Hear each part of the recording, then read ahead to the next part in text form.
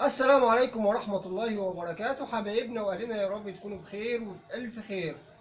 اللهم ارحم موتنا واشفي يا رب مرضانا، اللهم آمين.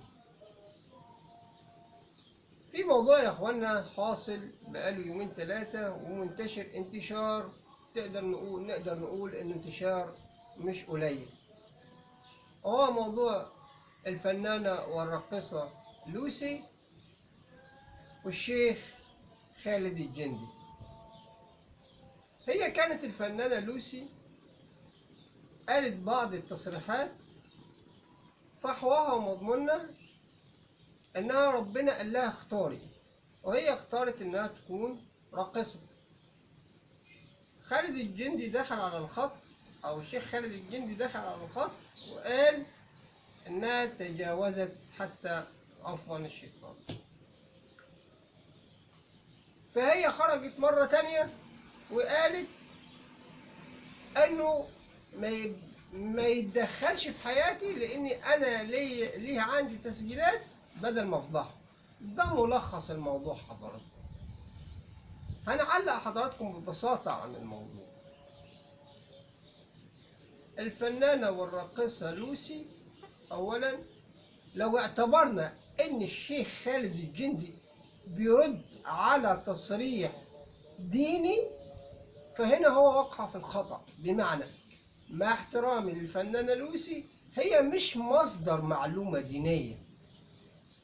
قصدي أقول إيه حضراتكم ببساطة عشان الموضوع ما يصعبش عليكم؟ إن لما يكون فيه رجل دين ويصرح تصريح، المفروض الرجل الديني يرد قباله بالحجة. لكن الفنانة لوسي مش مصدر معلومة دينية. عشان حضرتك تاخدك الحماسة وتتفضل ترد عليها. دي نقطة مهمة، ودي حضراتكم لب الموضوع. يعني هي نقدر نقول إن هي مش مصدر فتوى، أو مش مصدر معلومة، أو مش مصدر رأي يتخذ بيه الفنانة. هي رأيها قالت كده، مش معناها إن حضرتك جاي ترد على رجل دين. دي فنانة ممثلة راقصة، فأنت حضرتك رديت عليها رد كأنك بترد على رجل دين صدر منه فتوى.